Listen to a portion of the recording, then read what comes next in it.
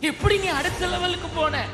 உன் வேலையில இந்த தரத்துல தானே இருந்த, நீ எப்படி அடுத்த லெவலுக்கு போன? உன் பே ஸ்கேல்ல நீ இந்த லெவல்ல தானே இருந்த. How did you go to the next level?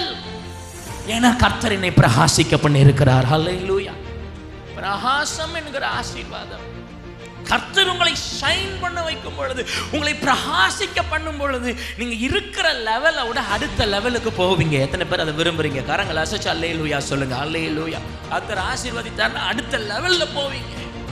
Standard குறையாது. கீழ்ப்படிதலில் அடுத்த லெவல், உண்மையிலே அடுத்த லெவல், தேவ பக்தியிலே அடுத்த லெவல்.